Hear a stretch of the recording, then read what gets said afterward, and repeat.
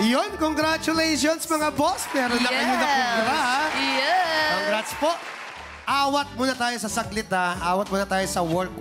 Yes. JM, balita namin ay may paparating kayong concert na kaduet mong champion na si Mariel Monteliano sa December 9. Ano ba ang abangan ng mga boss natin dyan?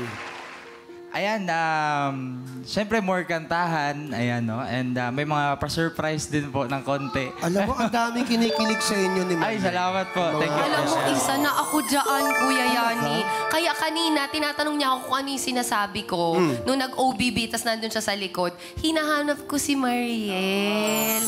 Kasi hindi na ako sanay nung nakikita si JM nang wala siya. Kasi kunyari, Star Magic Ball, sabay sila. Sabay sila. Tapos nung nag-guest sila dito, duha din sila. Kayo na ba talaga? Kayo na? Ha? Naman tayo! Hindi, kayo na ba talaga? O para lang sa... Wag. Ay, sabi niya, Kuya Bayani, Kuya Bayani, wag. Wag mong itanong. Uy, pero meron akong sasabihin. Alam niyo, dati tinanong namin sila, ang bilis nilang sumagot, hindi, ngayon.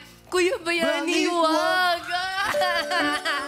Kuya Yani, alam ko yung mga ganito. Totoo. Sa tindi ng pagmamahalan nyo from 1 to 10, nasaan na kayo ni Mariel JM? Ha? Siguro po, like, bigyan na sa 10, syempre. Oy! Yes! Marami na naman kikiligid dyan. Ikaw ba habang magkasama si JM at Mariel, kinikilig ka rin? Opo, sobra. Hindi mo, baka Raven, baka naman napapasabi ka rin ng sana all. Sana all nga po talaga. Nakikita ko po silang dalawa. Kanina nag-sample na si Raven. Baka naman pwede mo kaming bigyan ng advance concert mo dito. Sige po,